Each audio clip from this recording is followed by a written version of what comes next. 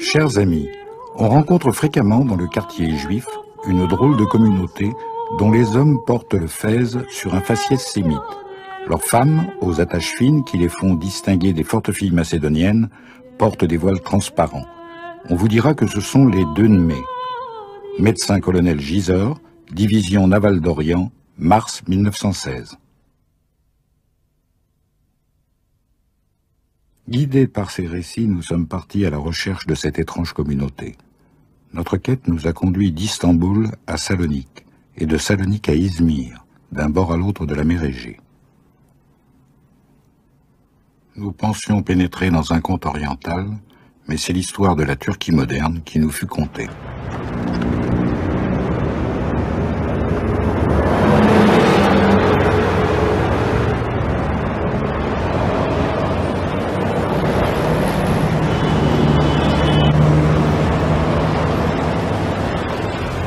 Les écrits sur lesquels nous nous appuyons décrivent les Dönme comme une secte secrète, pratiquant un judaïsme caché et perverti, sous une apparence musulmane. Dès notre arrivée à Istanbul, de multiples et extravagantes rumeurs nous parviennent à leur sujet. They are secret Jews. They always marry among themselves. I heard about this, these orgies that they were having between couples together. They do it within the family, even with children and parents involved. Pour la plupart des commerçants, on dit qu'ils sont un peu radins, c'est considéré comme naturel.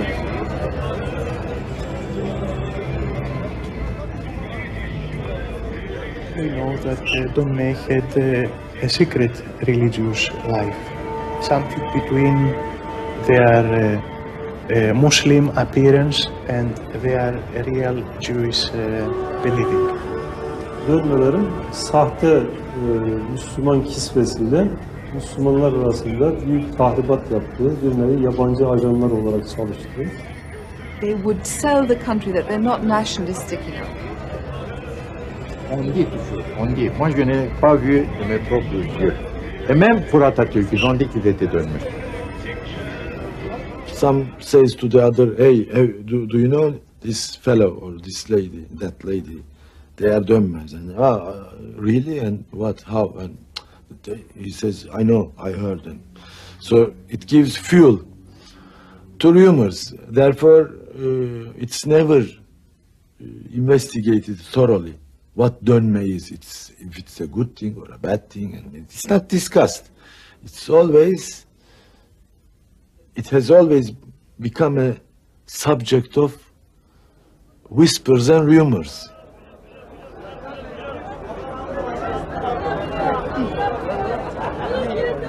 Selon les escales où l'exil les a conduits, ils sont désignés par différents noms. À Salonique, les Juifs les appellent les Sazanikos, c'est-à-dire les petites carpes qui nagent entre deux eaux et changent de couleur. Pour les Turcs, ils sont les Dönme, c'est-à-dire les convertis. The first time I heard about the word Dönme was from some guy on the street about my age, and he said Dönme from Salonika. And I said, are you saying something bad to me? I didn't even know what he was talking about. And he said yes, and we had a fight. When my mother told me that we came from a family who had converted from Judaism to Islam in, 1666, she told me a little, but not much. I mean, she didn't tell me anything. She only said that we lived like Muslims on the outside, but that her mother or grandmother kept some Jewish customs, but I don't know what they kept. Il nous a fallu plusieurs voyages pour nous rapprocher d'eux. Certains ont accepté de se dévoiler, beaucoup ont refusé. En échange de cette confiance, ils nous ont demandé la discrétion. Ne pas citer de nom, ne pas les confronter avec d'autres membres du clan. Bien qu'ils affichent un certain détachement, ils préfèrent parler d'eux-mêmes à la troisième personne, marquant ainsi une certaine distance. Ils diront souvent « il », là où il faut entendre « nous ». Je me suis retrouvé jusqu'à une période avancée de mon existence sans rien connaître de cette aventure extraordinaire de mes ancêtres. C'est tout à fait par hasard que j'ai appris que j'avais des origines d'Odmey. Je suis très remué par toute cette affaire, sur le plan sentimental, pas du tout sur le plan religieux, parce que pour moi ça n'a pas d'importance, mais essayer de reconstituer cette saga de la famille expulsée par Isabelle la catholique, répercutée d'un point à l'autre du bassin méditerranéen et se retrouvant à Salonique où ils ont fondé vraiment une véritable famille. Moi, ce qui m'a le plus étonné, c'est cette espèce de chape du secret qui m'a laissé entendre que pendant plusieurs générations, cette famille a vécu dans la terreur qu'on découvre ses véritables origines et que il y avait vraiment un sens de la clandestinité qui était poussé au maximum, et seul le chef de famille détenait le secret et le transmettait vraiment quand il ne pouvait plus faire autrement. Si l'on chuchote à l'extérieur de la communauté, à l'intérieur le secret est de rigueur. Les jeunes gens apprennent tardivement et par hasard leurs origines, rarement avant 18 ans.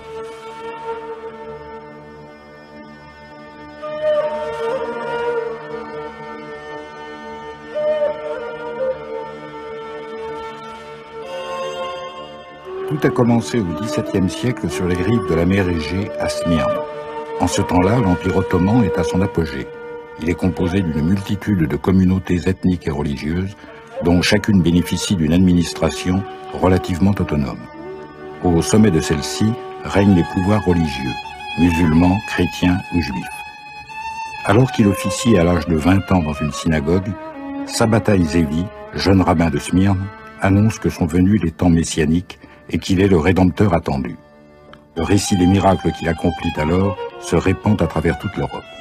On dit qu'un parfum suave émanait de son corps et embaumait l'air autour de lui, et qu'une lumière céleste irradiait de sa personne. On dit qu'il pratiquait d'étranges cérémonies, qu'il poussait des cris et des incantations.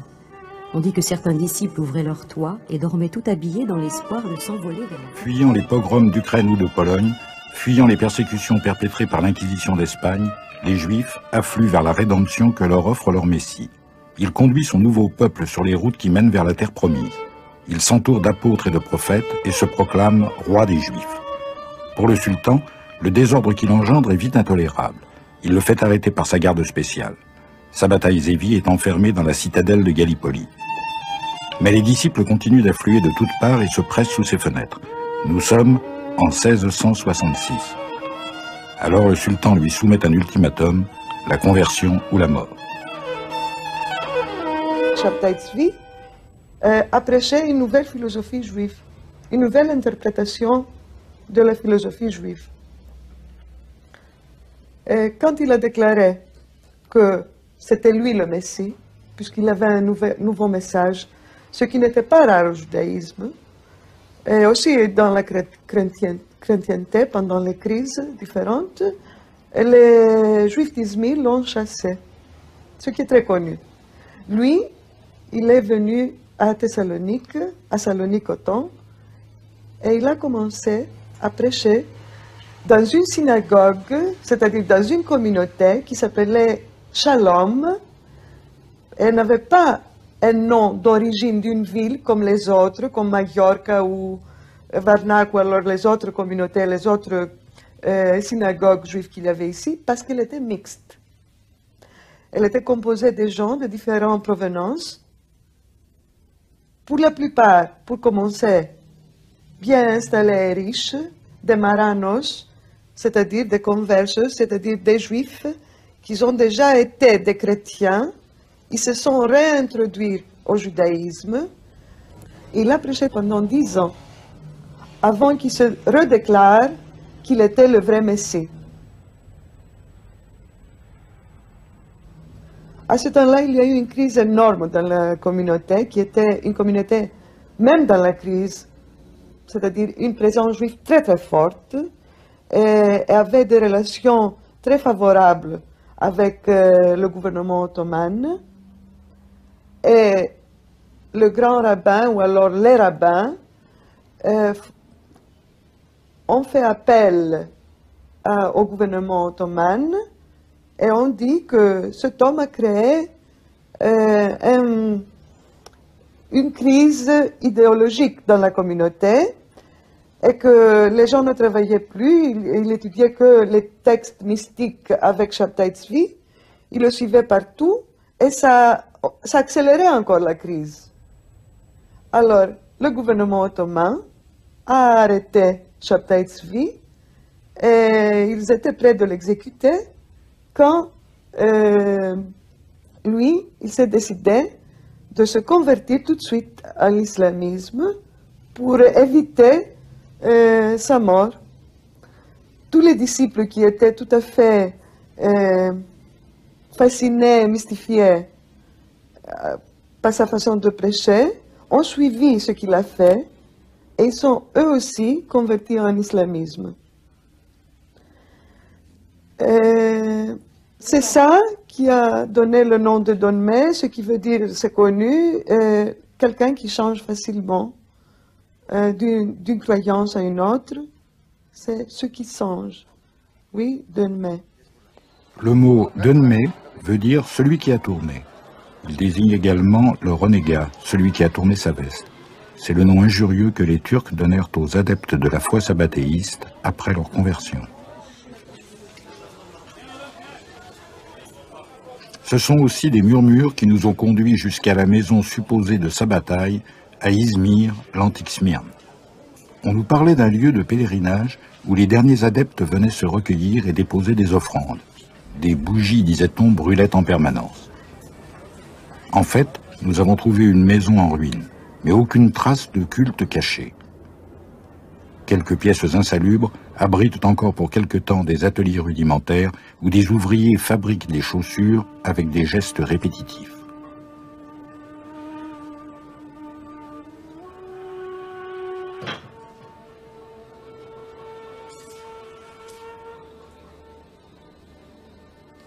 Le quartier n'a pas changé depuis le XVIIe siècle. Les venelles sans pavé n'ont pas encore fait place au parking. Les ruelles bruissent encore des légendes anciennes et les habitants nous parlent de Sabbatai comme d'un voisin qu'ils auraient bien connu et qui serait parti récemment. On dit qu'il parcourait la ville sur un cheval blanc, en chantant à tue-tête la Mélisselda sous les cris de « Vive le roi d'Israël ». On dit qu'il a aboli tous les interdits, qu'il a changé les dates des cérémonies religieuses, substitué les réjouissances aux jeûnes et qu'il pratiquait les orgies. On dit que saisis de convulsions, les enfants et les jeunes filles en transe tombaient en extase et prophétisaient. On dit qu'il a vaincu le dragon.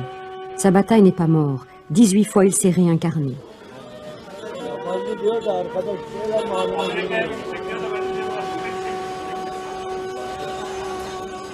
De la synagogue, où 3000 croyants se pressaient pour entendre les prophéties, il ne reste qu'un fronton gravé surplombant une échoppe de chaussures.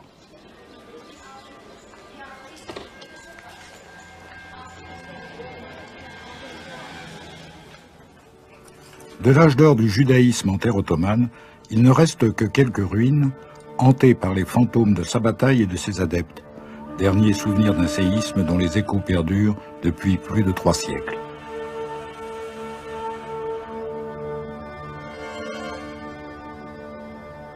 À un moment donné, je me suis quand même posé la question de mes origines. Je pourrais poser la question, est-ce que les Don Me sont considérés comme des juifs, disons, par je ne sais pas quelle instance dit que, bon, là, vous êtes juif, ça, j'ai aucune idée, mais je me suis posé la question là, il y a quelques jours, est-ce que, par exemple, l'État d'Israël accepte des immigrants qui disent, bon écoutez, je suis un Donmé, donc je suis un juif. Est-ce que la communauté juive du monde mondial, la diaspora juive ou en Israël, considère les Donmé en tant que juifs? J'ai aucune idée. Oui, c'est un peu, je dirais, avoir une double identité en plus cachée doublement. Évidemment, c'est quelque chose de... Je comprends très bien si quelqu'un dit, bon, il y a quelque chose de louche dedans. Sabbatai Zevi fut-il le prophète célébré ou le charlatan dénoncé par les rabbins? I think he was a revolutionary, and now I think he was trying to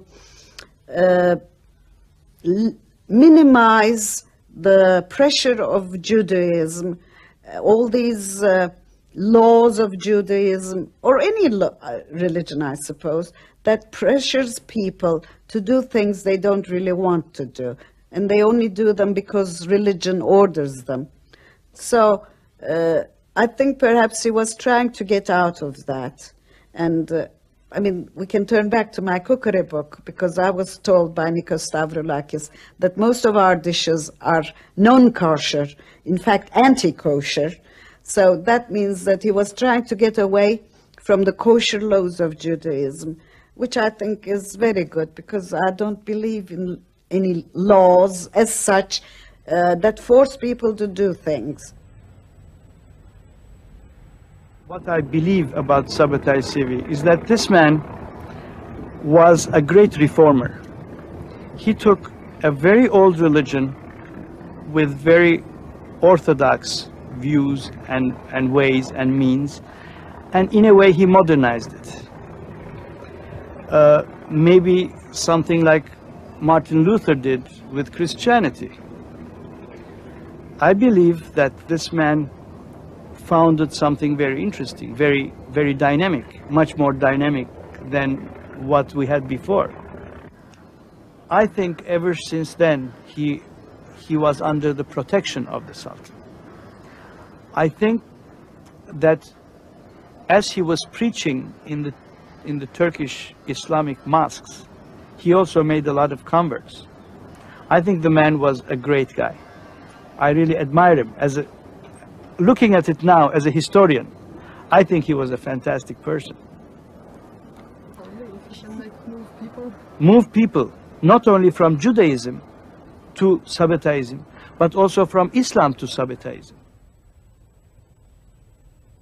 İzmirli haham olan Sabbatai bir müddet sonra Yahudi havrası içerisinde belli bir revolüsyonu öngörüyor.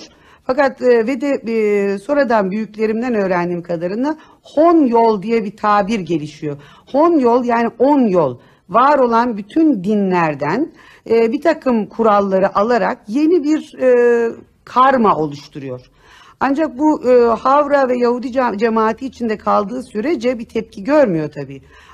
Ama İzmir'deki Türk cemaati ve Müslüman cemaati içinde de kendisine taraftar toplamaya başlayınca o zaman sarayın ilgisini çekiyor ve bir tehlike olarak görülüyor.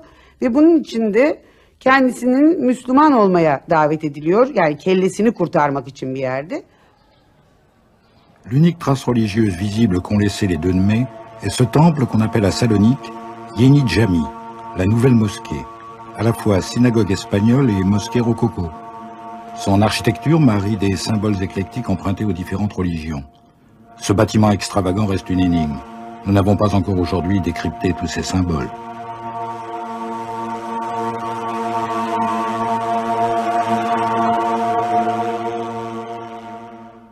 Fakat bunun da tabii ne kadar politik bir karar olduğu belli ki her ne kadar elhamdülillah Müslümanım deyip Müslümanlığı kabul etmiş görünse de sarayda bunun sadece kafasını kurtarıyor ve derhal sürgün ediliyor. Ve kendi cemaatiyle beraber artık Yahudi ve Müslüman veya Türk diye ayıramayacağım. Kendine itikad edenlerle beraber Selanik'e bir nevi sürgün olarak gidiyor. Ve ondan sonra orada nispeten illegal bir ölçüde sürgün psikolojisinin getirdiği azınlık psikolojisi içerisinde yaşamlarını sürdürüyorlar. L'histoire des Sazanikos est une succession d'exils depuis l'Espagne jusqu'à Istanbul, en passant par Izmir et Salonique. Aujourd'hui, ils préfèrent s'appeler les Selaniklieurs, les Saloniciens, du nom de la ville à laquelle ils s'identifient et qui fut le lieu de leur dernier exil.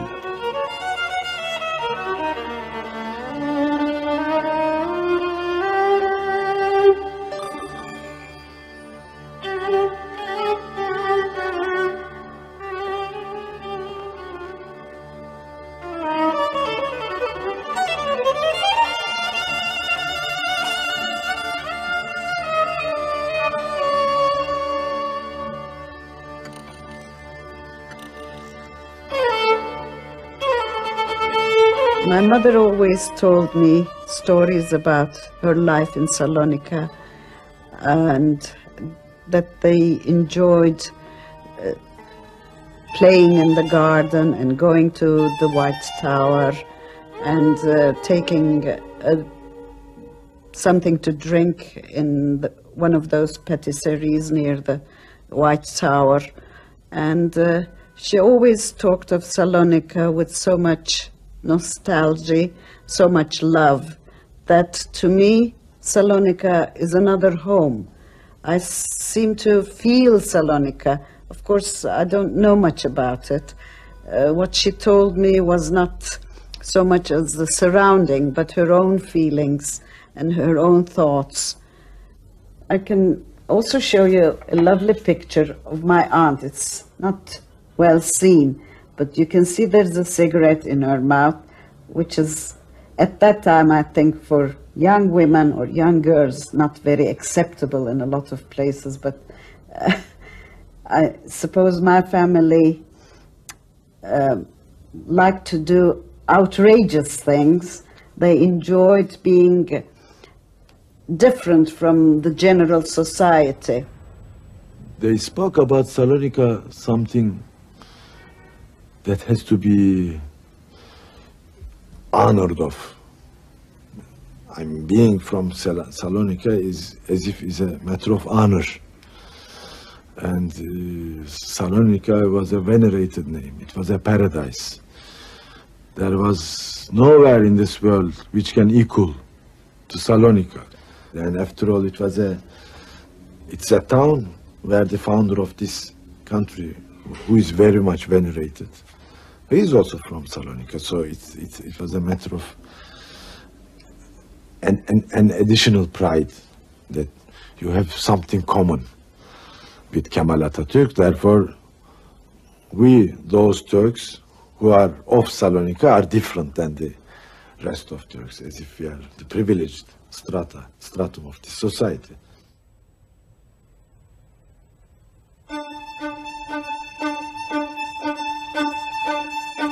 La Salonique du début du siècle est une ville d'une vitalité exceptionnelle. Principal port marchand de l'Empire ottoman, situé au cœur de la Macédoine, c'est un carrefour intellectuel et commercial entre l'Orient et l'Occident. C'est la ville convoitée, véritable Babylone. Sa population est composée d'une mosaïque de peuples, bulgares, albanais, serbes, croates, arméniens, grecs et turcs. Les Dönmés sont parfois recensés comme juifs, parfois comme turcs. Leur communauté rassemble de 15 à 20 000 personnes, environ 10% des habitants de Salonique, autant que la population turque elle-même. Les Juifs composent la plus importante communauté de la ville. Ils y tiennent une telle place qu'on la surnomme la Jérusalem des Balkans.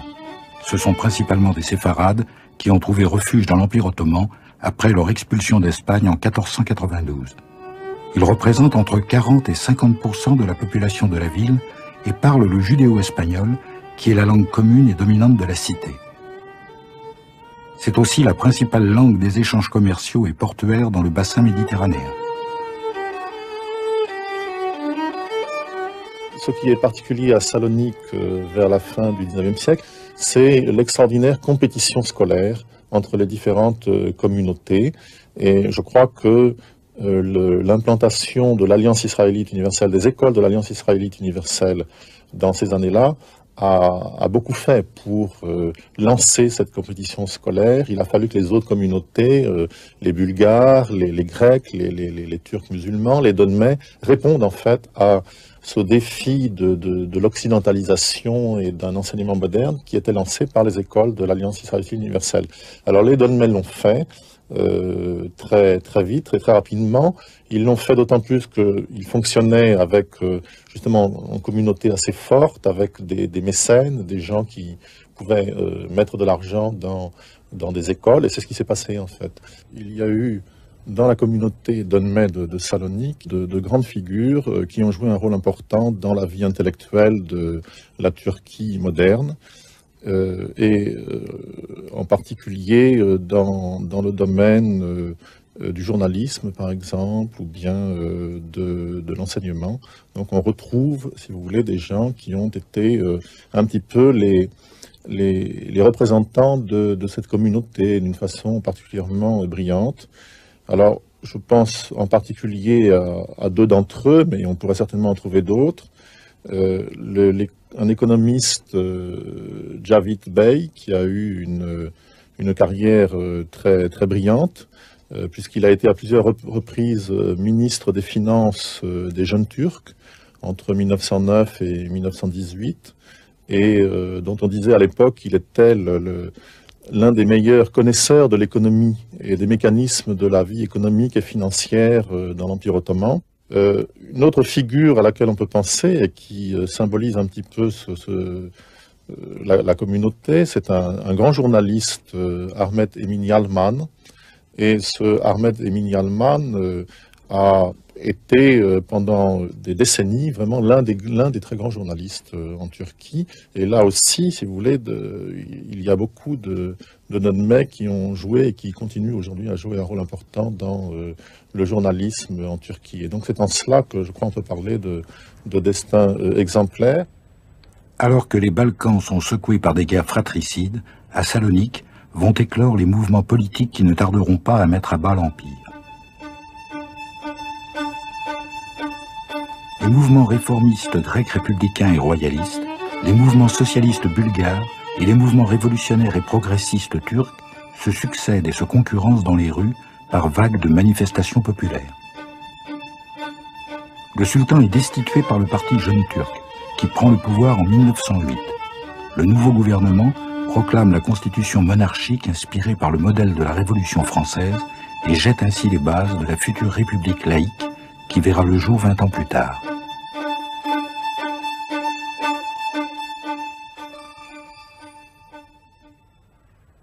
Les Donmei, les intellectuels, ils ont combattu. Il y a eu des dirigeants de jeunes Turcs venant de Donmei, dans des écoles de Donmei, sciences positives, donc l'enseignement de langue française et d'autres langues étrangères. Et donc ils étaient dans le cadre des dirigeants de ce mouvement. Les journalistes qui écrivaient dans des journaux. Naturellement, il y a une coopération tout à fait égalitaire entre les Donmei, turcs, musulmans. Enfin, c'était un mouvement, c'était une révolution. I'm proud to say that these laïc ideas came from Salonika. And to Salonika, they came from France.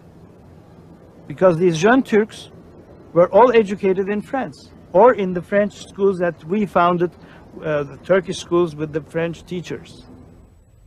L'Empire ottoman est chancelant. On l'appelle l'homme malade de l'Europe. Depuis 1912, les Grecs contrôlent Salonique.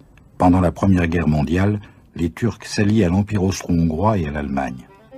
En 1915, les troupes alliées de l'Entente cordiale installent à Salonique l'état-major de l'armée d'Orient en accord avec le gouvernement grec.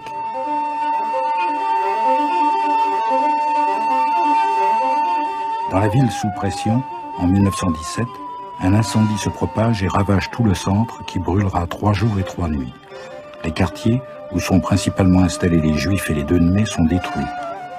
La moitié de la population de la ville se retrouve sans abri. Les autorités décident d'un plan de reconstruction qui doit sceller définitivement le destin occidental de la ville. Salonique devient chrétienne, grecque et rationnelle, sous la conduite d'un urbaniste français. La population change. Les Juifs et les Donmei perdent leur position dominante. Beaucoup d'entre eux quittent la ville. Alors qu'ils se sont battus pour la modernisation, quand la ville devient définitivement occidentale, les Dönme n'y trouvent plus leur place. Considérés comme Turcs, ils doivent partir. Ce nouvel exil est scellé par les accords de Lausanne en 1923 qui décrètent l'échange des populations entre la Grèce et la future Turquie. 2 millions de personnes sont jetées sur les routes de part et d'autre de la mer Égée. Les limites de l'Orient musulman sont repoussées plus loin, vers l'Est, à Istanbul. Parallèlement à ce traité, la nouvelle Turquie émerge d'une guerre interminable. Elle est désormais délimitée par les frontières que nous lui connaissons aujourd'hui.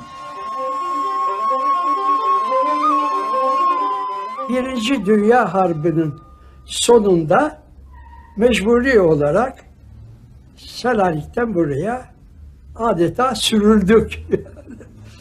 Yunanlılar tarafından tamamen mübadele diye bir anlaşma yaptılar devletler aralarında. Anadolu'daki gayrimüslim Rumları Selanik'e gönderdiler ve Selanik'teki de Müslümanları mecburi olarak Türkiye'ye gönderdiler. Dolayısıyla mecburi olarak Selanik tasfiye edildi ve İstanbul'a gelindi. Evlerimizi, mağazalarımızı, her şeyi olduğu gibi terk ettik ve burada da güya karşılığı olarak bir takım bir şeyler vermeye çalıştılar ama mağdur olduk netice itibariyle. Installés à Istanbul, dans une ville restée traditionnelle, ceux qu'on appelle désormais les Saloniciens recréent des activités qu'ils ont dû abandonner derrière eux. Ils construisent de nouvelles écoles, relancent leurs journaux et leurs entreprises. Très vite, ils s'intéressent aux nouvelles techniques de pointe, en particulier le cinéma. Parmi les pionniers dans ce secteur, ils développent toutes les étapes de cette industrie, installent des laboratoires, construisent des studios et ouvrent les premières salles de projection. Ils sont producteurs et importateurs de films étrangers.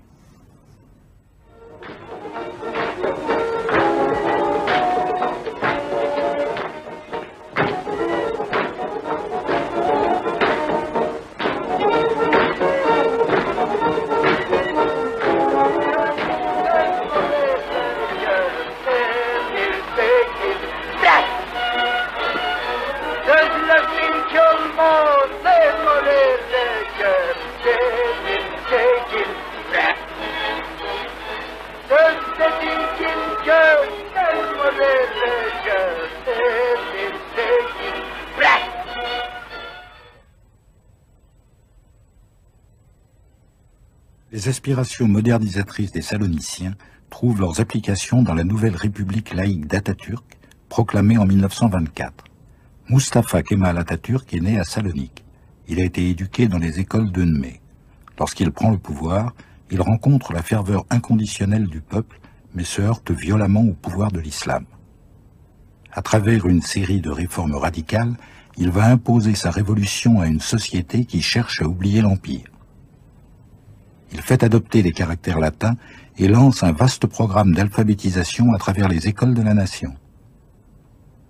Les femmes doivent quitter l'habit traditionnel et le voile, les hommes abandonnent le fez qu'ils remplacent par le panama et le chapeau mou. Hommes et femmes sont contraints de s'habiller à l'occidental.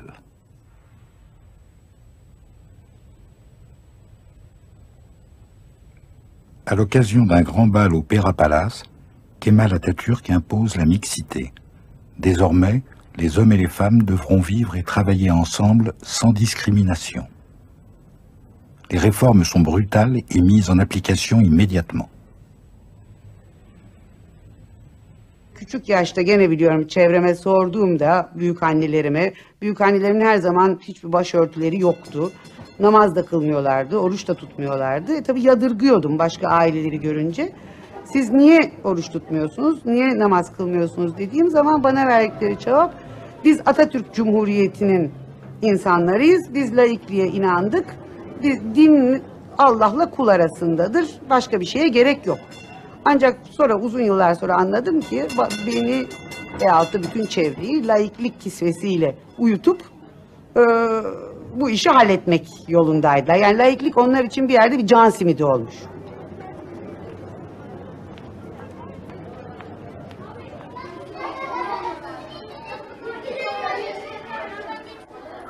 La ville, à l'image de la société turque, reste aujourd'hui encore partagée en deux.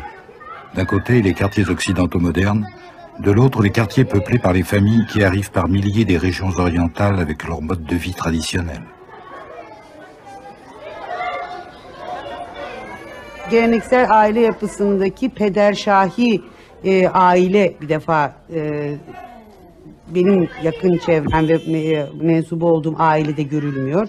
Kadının yeri çok yıllar önce daha hiç feminist hareketten bahsedilmediği dönemlerde çok farklı. Yani maderşahi demeyeyim ama kadın erkeğin çok daha eşit olduğu, kaç göçün olmadığı, zaten harem olayı olmadığı için 3 jenerasyon önce de karı kocanın birlikte yaşam sürdüğü ve onun getirdiği eşitlikçi bir ortamın 3-4 jenerasyon sonra da olsa etkileri görülüyor. Yani aile yapısı, görüş ve mantalite farklılıkları. Dans une société musulmane, l'espace privé est désigné par la femme.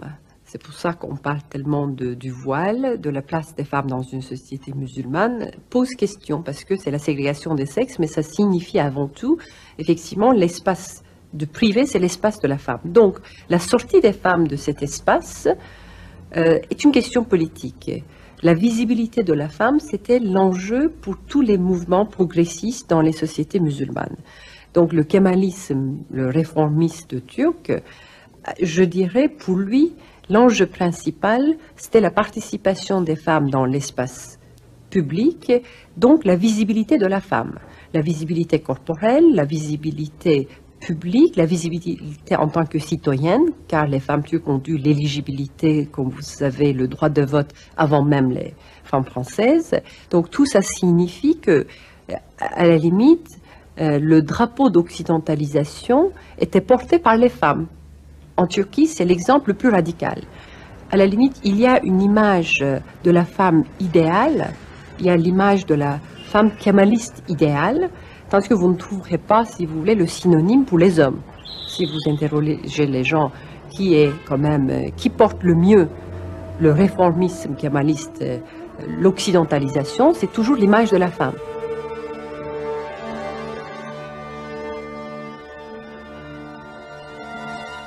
Sabatais group became the first real laïc, I don't say secular, real laïc community of Turkey, and famous intellectuals, leading figures of this community practiced a laïc way of life and propagated laïc ideology. Some people say that Turkish Jewry has not a great contribution, cultural contribution to the society. If so, I tell you, after 17th century there was a decadence in Jewish community. They lost their role. They lost their zenith, economic, social, cultural zenith, which they brought from Spain, and which they had in 16th, 17th centuries. But after that there was an economic decline, a social decline, and the community was isolated, became poor. So some people say there was no Jewish contribution to this society. Well, if so, then we should not hesitate to say that the role of cultural, social contribution to Turkish society is made by Sabatais group instead of Orthodox Jewish groups.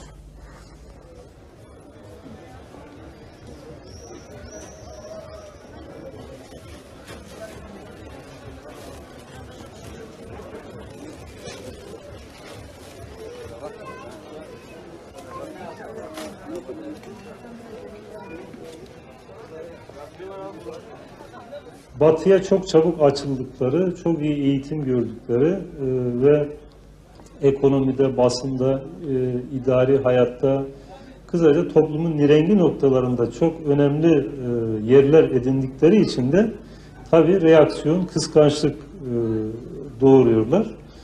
Ve bütün bunlar bir araya gelince tabii ki Müslümanlarda bir anti dönme temayülü gelişiyor. Aynen anti-Yahudi, anti-Mason temayüllerinin gelişmesine paralel olarak.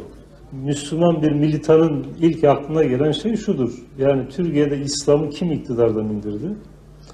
Ve tekrar İslam'ın iktidar olmasına mani olan kuvvetler hangileridir? Şimdi böyle bir tahlile yöneldiği zaman tarihi olarak bu çeşit zümreleri karşısında görüyor. Yani özellikle Yahudiler, dönmeler ve Masonların gizli bir takım hareketlerle Türkiye'de İslam'ı devirdiklerini, hatta Osmanlı Devleti'ni bir yerde yıkıma götürdüklerini tespit ediyor ve buradan bir alerji duyuyor. Ayrıca Türkiye'de hala bu grupların çok büyük nüfuzları olduğunu, yani kısaca kendi inançlarını bir yerde siyasi rejim haline getirdiklerini ve devamlı olarak İslam'ın Türkiye'de gelişmesine set çeken birer unsur olarak yer aldıklarını görünce de onlarla hesaplaşmadan hiçbir zaman Türkiye'de İslam'ı tekrar iktidar yapamayacağını anlıyor, böyle düşünüyor.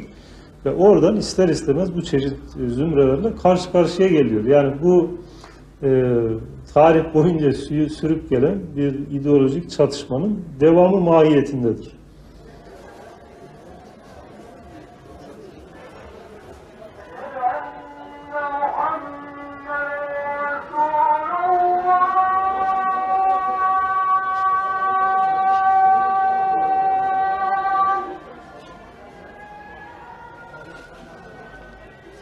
My father says, my father's fear is that if we are prominent in public life in Turkey, then we shall be somehow denigrated because of our ethnic, what we would now call ethnic identity, because of Jewishness, because of dönme.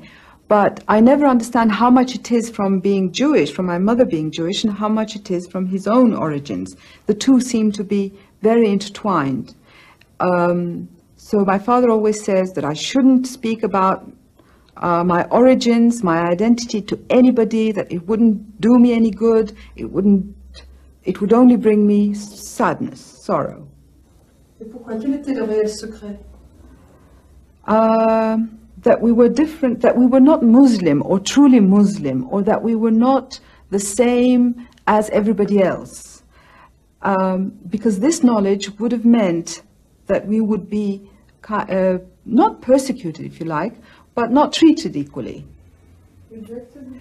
Rejected, not made part of the normal run of things in Turkey, that we would be also, there was a lot of, the implication was that we would be, people would be jealous of us. That was the implication. That we were more educated, we more modern, more enlightened than the rest, and people would persecute the enlightened, so we were part of the enlightened. You know, in that sense, being Salonican was presented to me as something very positive. The idea is that there are things that should be known, or that can be known, and the littlest you know, the better it is. The less you know, the better it is. So it's not as though there is nothing to know there, that there isn't a past, there isn't a history, there isn't a difference that can be known. That is accepted, that there is such a difference. But the point is that what that difference is shouldn't be given. And I wasn't given it either. I don't know what the difference is. So I know that there is a difference, but I don't know what that difference consists of. So the secret is what that difference consists of. So I don't know what it consists of, except that it's difference.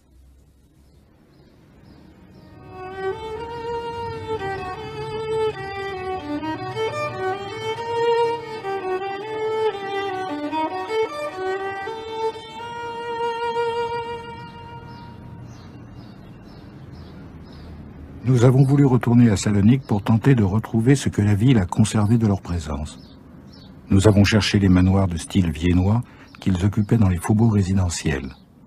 Sur les cartes anciennes, ces faubourgs ressemblaient à nos banlieues cossues. La maison K est le dernier vestige de leur grandeur passée. Aujourd'hui restaurée, elle est transformée en un musée dédié à la mémoire de la ville.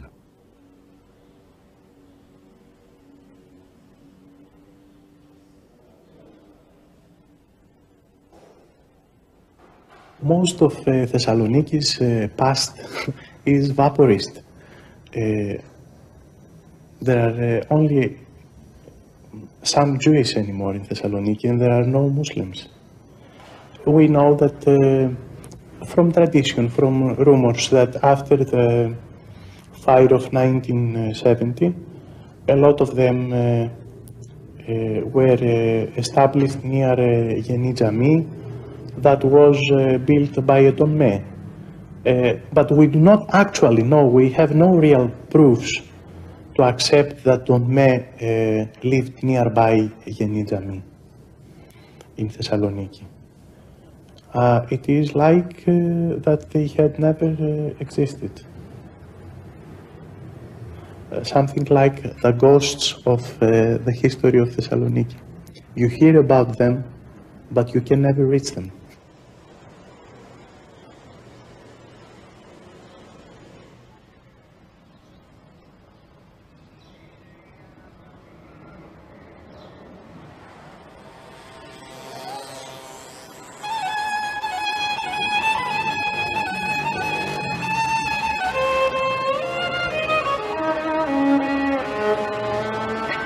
Quelques maisons désertées au volet clos, comme une présence en filigrane, coincée dans la géométrie des avenues rectilignes, nous rappellent que la ville eut un jour un autre parfum. Du passé ottoman, aucune trace visible ne subsiste. L'amnésie enveloppe la métropole.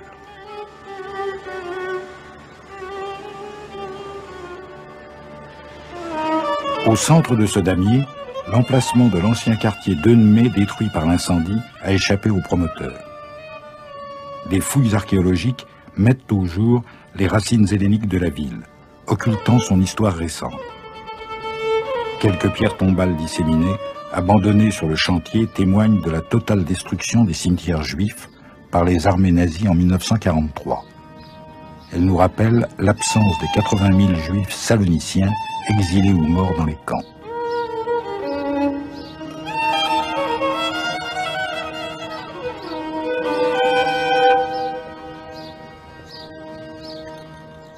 Religion was not talked in our family much, so they didn't tell me anything. And we were trying to assimilate into this community here where we're living.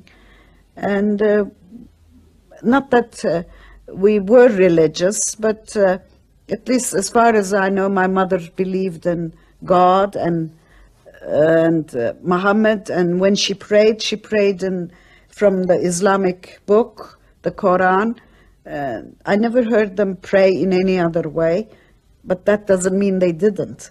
I never heard it. And as far as I'm concerned, I'm an atheist. I don't believe, or perhaps I should say an agnostic, but I don't believe in afterlife. I don't believe in heaven or hell, and I don't believe there is a God and that people have created God themselves. So to me, all this religion, especially institutional religion, is very controversial to my way of thinking.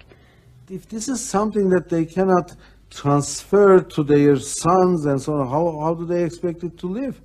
So I was thinking that if my father and our close relatives, uncles and so on, if they were maintaining this secret, they should pass it on to us. Who else do they have? But they have never tried this. I mean, I may be unusual, unorthodox, but when I was young, I wasn't. I was just a regular kid. They should have started to indoctrinate me at that time. And they haven't done anything like that. Ils ont voulu se débarrasser de cette histoire, ça c'est sûr. Ils n'aiment pas parler de cela, ils n'aiment pas revenir à cette histoire, cette question. C'était fini, c'était coupé, ils ne veulent plus entendre de cela, ça c'est sûr. En choisissant délibérément de se fondre dans la société kémaliste, les Dönme ont décidé de faire disparaître ce qui fut, peut-être un jour, une culture spécifique. Ils ont décidé de nier le passé, de l'oublier et de ne plus le transmettre.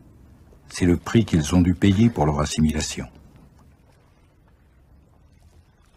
Mon père était le premier donc, de marier un non-Dönme, donc ma mère, ce qui fait que, issu de ce mariage, je suis devenu ce qu'ils appellent un oignon amer qui peut rejoindre cette communauté de Dönme seulement par le mariage avec un Dönme. Bah, jusqu'ici, je ne me suis pas marié avec un Dönme, donc je suis resté un oignon amer marié. Marié à une chrétienne.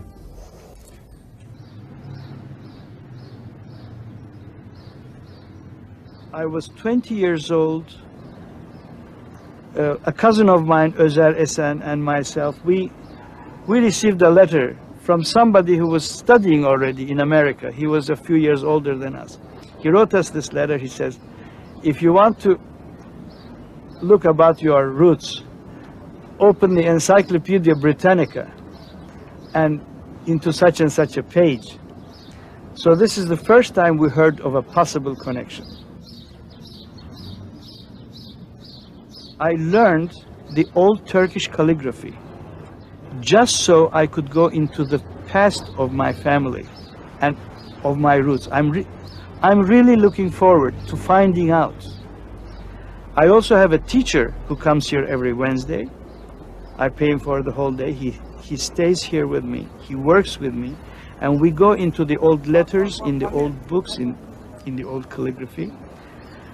We have not found anything but anything pertaining to Sabbatai Sevi or pertaining to a double standard of life. So I haven't been able to find anything. I'm looking. Hocam, bunu bulalım. Ama herhalde bu tarafında yatar. Bu tarafta. Ils sont devenus de vrais Turcs, soit, mais sans racines. Nous attendions qu'ils nous racontent leur histoire. En fait, nous avons rencontré des hommes et des femmes plongés dans la même quête que nous. Un jeu de miroir s'est installé. À nos questions, ils répondaient par d'autres questions. Nous sommes devenus les intervieweurs interviewés. À partir des éléments épars que chacun possédait, comme les pièces d'un puzzle, ensemble nous avons reconstitué la saga de ces familles. Leur histoire leur apparaît mystérieuse et fantasmatique. Les souvenirs se mélangent aux rumeurs, et il semble maintenant impossible de dénouer la réalité des mythes.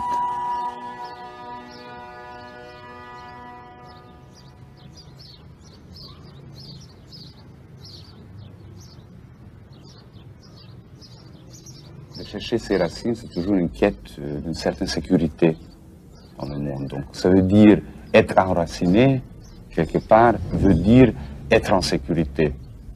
Évidemment, on a envie d'être en sécurité, mais en même temps, on a aussi toujours envie de partir de ses racines pour être en liberté. Donc, c'est quelque chose de très contradictoire, je crois. C'est pas seulement ton identité qui est intéressant, mais c'est aussi une question comment les gens te considèrent. Quelle identité ils te donnent. Et évidemment, c'est, je veux dire, si je dis je suis un juif à Budapest, ou je me dis je suis un juif à Budapest, c'est en même temps quelque chose qui change, oui, certainement qui change aussi ma position, sauf que je sais que si je dis à mes amis juifs que je suis un Dönme, ils me diront, bon, écoute, donc ça doit être pas très facile d'être Dönme parce que là tu es accepté par personne, quoi. Si tu veux appartenir à une communauté. Ce qui est tentant de temps en temps, parce que ça fait partie du jeu, quoi. Ce qu'on appelle la vie.